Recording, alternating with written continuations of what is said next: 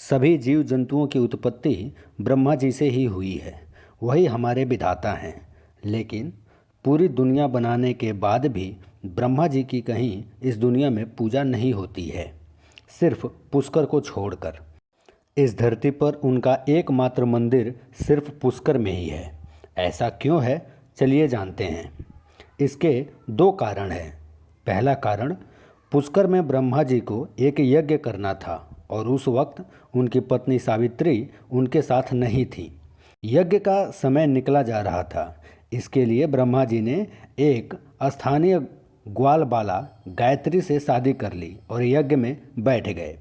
जाट इतिहास अनुसार यह गायत्री देवी राजस्थान के पुष्कर की रहने वाली थी, जो वेद ज्ञान में पारंगत होने के कारण विख्यात थी और जाट ही थी। सावित्री देवी थोड़ी देर में पहुंची, लेकिन यज्ञ में अपनी जगह पर किसी और औरत को देखकर गुस्से से पागल हो गई। उन्होंने ब्रह्मा जी को श्राप दे दिया कि जाओ, इस पृथ्वी लोक में तुम्हारी कहीं भी पूजा नहीं होगी।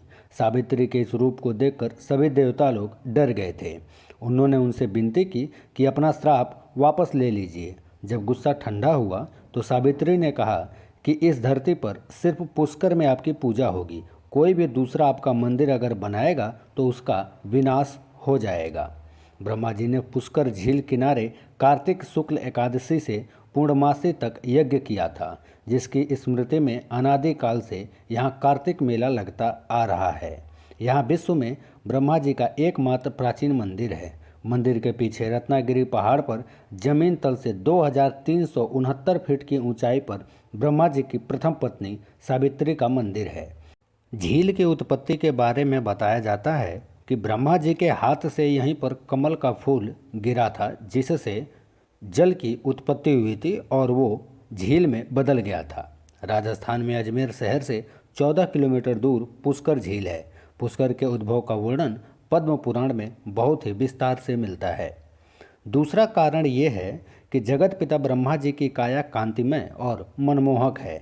उनके मनमोहक रूप को देखकर स्वर्ग की अप्सरा मोहिनी कामासक्त हो गई और वह समाधि में लीन ब्रह्मा जी के समीप जाकर बैठ गई। जब ब्रह्मा जी की समाधि टूटी तो उन्होंने मोहिनी से पूछा, देवी, आप स्वर्ग का त्याग कर मेरे समीप क्यों बैठी हैं? मोहिनी ने कहा, हे ब्रह्मदेव, मेरा तन और मन आपके प्रति प्रेम मक्त हो रहा है। कृपया आप मेरा प्रेम स्वीकार करें।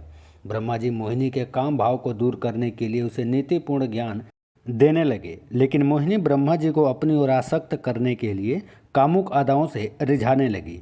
ब्रह्मा जी उसके मोहपाश से बचने के लिए अपने इष्ट श्री हरि को याद करने लगे।